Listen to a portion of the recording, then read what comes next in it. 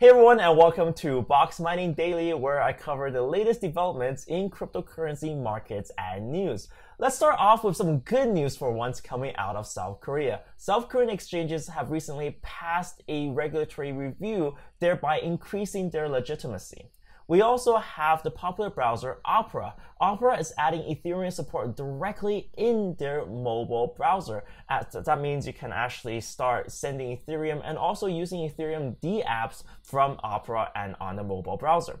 We also have a few new wallets coming up and wallet clients. Ledger is including and releasing their new UI for the Ledger interface, which combines everything into one. And we also have the Vechain wallet being deployed as well. And lastly, for the feature discussion here, we're going to discuss the Bancor hack that happened yesterday. Bancor was unfortunately a decentralized exchange that got hacked. And honestly, decentralized exchanges are meant to be hack-proof. At least that was what we thought it was. But it's not really the case. And we're going to look a little bit closer at this kind of centralization discussion on the Bancor network as well. So all this and more in today's Boxmining Daily. And of course, everything covered here is my personal opinion, not financial advice. And if you like daily updates, smash up that like button and of course, share this video with your friends.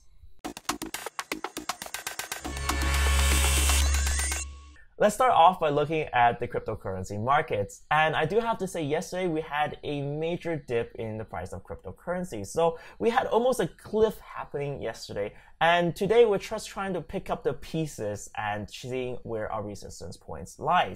I do have to say that this is not an easy time for cryptocurrencies, and we really saw that last year as well. In the months of June and July, there was this period where things were just seemed to be dying down and seems to be a hard struggle. For us this year, it seems to be not just a struggle for 1 or 2 months, but maybe 3 or 4, and it's getting a little bit annoying. I do want to say that crypto is not easy. This is not easy money here. The good thing about this time is that it's a great time to discuss cryptocurrencies and what it really takes to achieve mass adoption.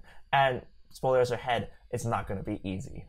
Now on to the news. We have some good news coming out of South Korea. So previously, South Korean exchanges were under a regulatory review for some minimum requirements to protect user funds and safety. Well, now it turns out that they have passed this review, so that's actually really good news, and this increases the legitimacy of these exchanges. In fact, it's been to say that before, the exchanges had some issues issuing out bank accounts, and this should ease up their kind of acceptance in the current banking system in South Korea, thereby allowing more people to access these exchanges and cryptocurrency.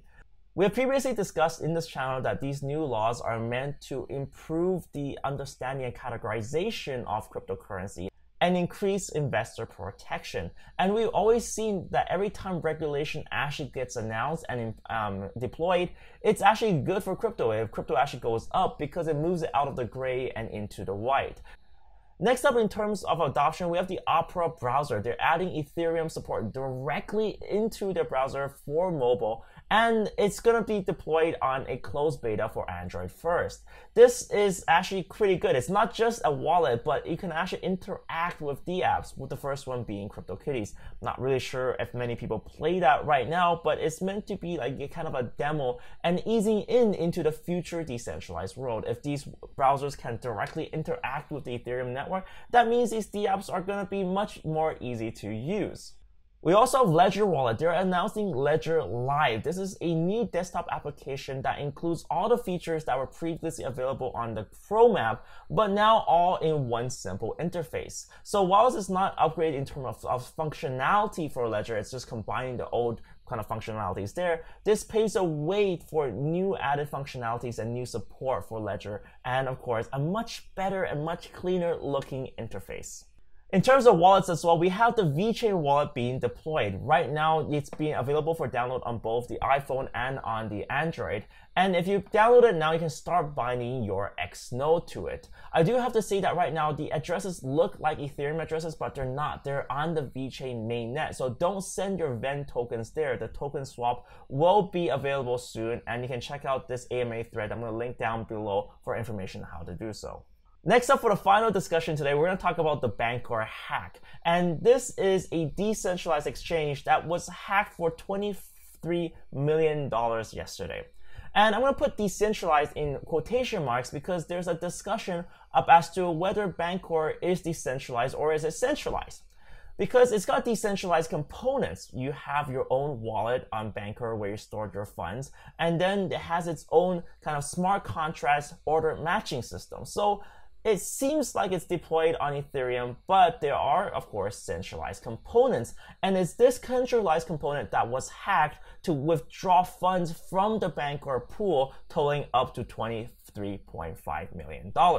So I do want to say that in the case of this hack, unlike the DAO hack that happened in 2016, this hack involved the breach of a security key, one of the owner keys that has special permissions on the Bancor smart contract. So let's talk about how this works first of all. So the Bancor smart contract is deployed on Ethereum in a sense that now it's running on a decentralized virtual machine. The fact is that this Bancor smart contract also has special permissions. So not all users on this system are created equal. Rather, there are admins or owners of this contract where they have special permissions and special functions. The reason being that to maintain a network like this, you do have to have some people maintaining it. For example, they have special permissions to even freeze accounts if something goes awry, or of course, withdraw tokens from the contract. And it's exactly this function, the withdraw function, that got hacked. So what is likely to be the case is that the hacker found out or got access to one of the private keys for one of these owner accounts, and they issued a withdrawal of these tokens. So the withdraw function was used, and this is a sample of the code that is in this Bancor contract. And this is something that we've known about before. Technically, what this exchange needed to do was keep these keys safe, but we don't know exactly how these keys were breached, but it's definitely the case that the Bancor used one of these keys to issue the withdrawal.